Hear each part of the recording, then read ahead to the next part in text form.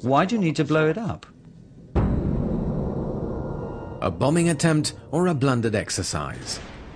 The FSB continued to serve up explanations with no apparent concern for how ridiculous this sometimes appeared. The material evidence in this inquiry is sealed in this bag. We can't open it without the permission of a judge.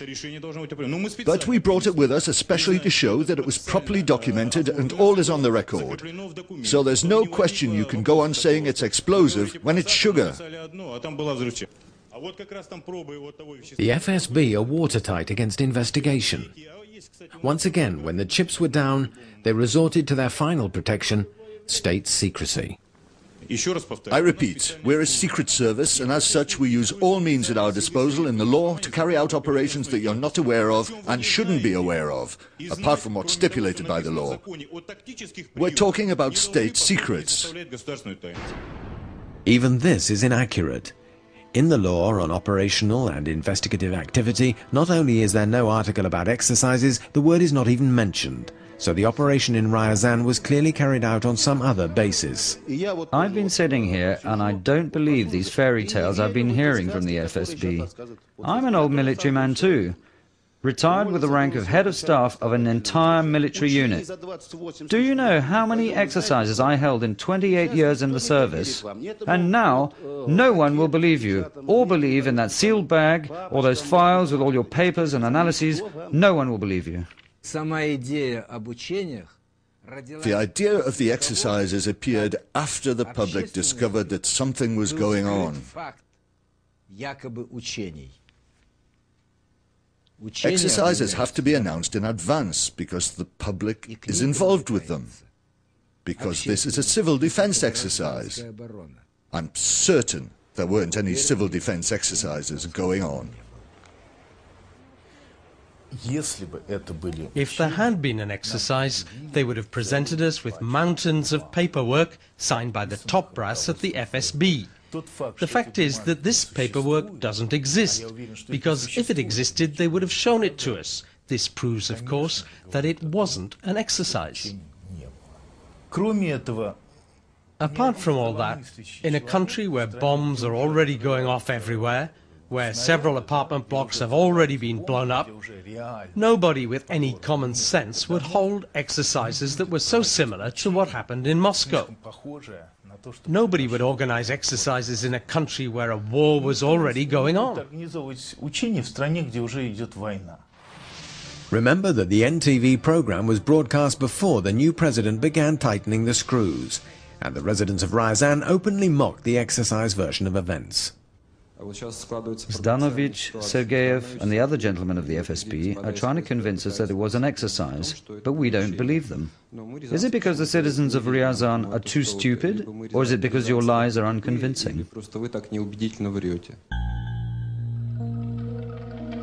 Alexander Badanov, who offered to help our film crew, had a bag of heroin planted in his pocket by FSB operatives. Then they threatened to take action against him if he met up with us. And the reception we were given in Ryazan in November 2001, 2 years after the memorable events there, was not very hospitable. We tried to interview one of the central characters, General Sergeyev. He refused, which is understandable. We hadn't arranged in advance to meet him. But that wasn't why our group had to leave Ryazan. As we left his office building, some men in civilian clothes took us to one side.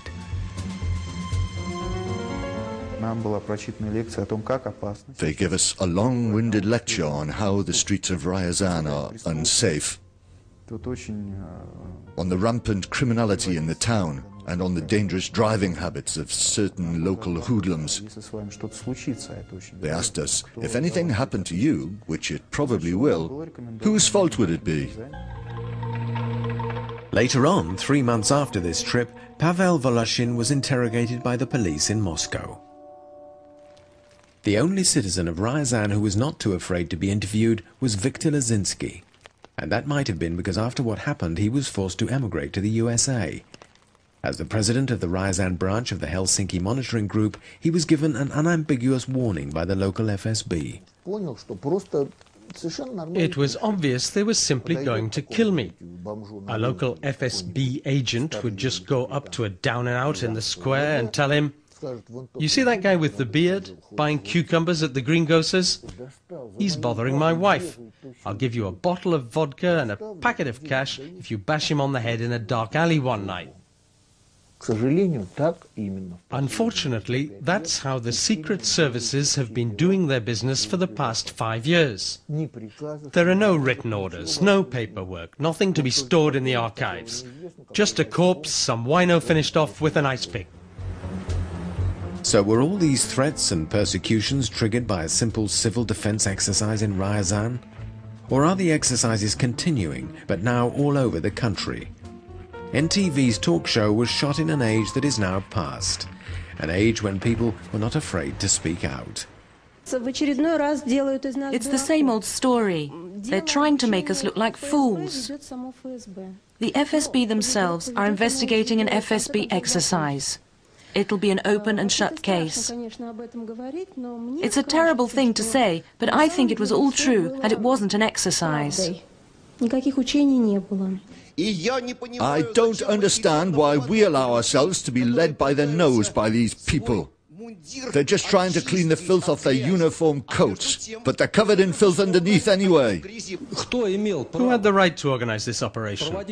An operation involving civilians. Who had the right? Who gave the orders? Who had the right to give such orders? The president. Who else? Citizens may only be involved in exercises with their consent. Otherwise, no matter who took the decision, it's yet another infringement of the law. Let's just imagine that real explosives were planted and it was a real attempt at provocation in order to increase tension in the Caucasus and so on and so forth. Do we have any guarantee that we would have been given an accurate reply that the public would find convincing to the question of what had happened? I suspect, unfortunately, that we wouldn't. There's no secret about it. When the inquiry's over, you'll be able to ask all the questions you want, either yourselves or through a lawyer. And if you don't trust the security service, we'll answer to the public prosecutor. One more falsehood. After the broadcast, the citizens of Ryazan tried in vain to bring an action against the FSB. They got nowhere. Even though the criminal case was closed, it was classified as top secret, in direct contravention of Article 7 of the Law on State Secrecy. This makes it illegal to classify as secret information on events which threaten the health and safety of the general public.